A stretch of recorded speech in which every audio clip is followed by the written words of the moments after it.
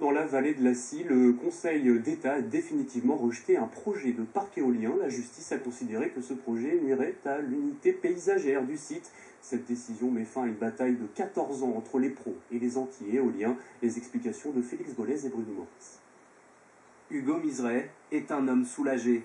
Après 6 années de combat, lui et son association ont obtenu gain de cause. Il n'y aura pas d'éolienne à l'horizon de la vallée de la Scie. C'est pas si facile que ça de vivre avec. Il y a des nuisances sonores, il y a aussi un impact important sur vos biens immobiliers, à savoir qu'il y a quand même une décote de l'ordre de 35 et 40%, ce qui est énorme. Sa victoire est le fruit d'une longue bataille juridique dont il a été le principal fer de lance. Photographe professionnel, il a notamment démontré que les photomontages du promoteur éolien ne reflétaient pas la réalité du projet.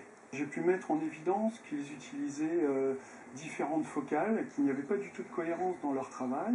On s'aperçoit que leurs aérogénérateurs, à savoir là les éoliennes, ont une taille minorée de l'ordre de 20 à 30 mètres, voire plus. Argument recevable pour la cour d'appel de Douai qui a considéré que la hauteur des machines altérerait significativement l'unité paysagère du site. Décision confirmée par le Conseil d'État le 5 mai dernier. Favorable au parc éolien, le maire de Dénestanville regrette cette décision qui va à l'encontre, selon lui, de la transition énergétique.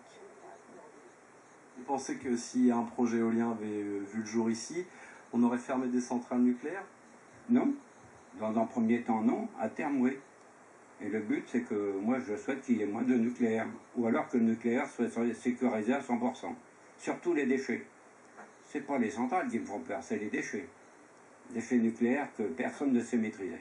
Des éoliennes qui auraient rapporté 25 000 € par an à la commune, soit 1/6 de son budget annuel.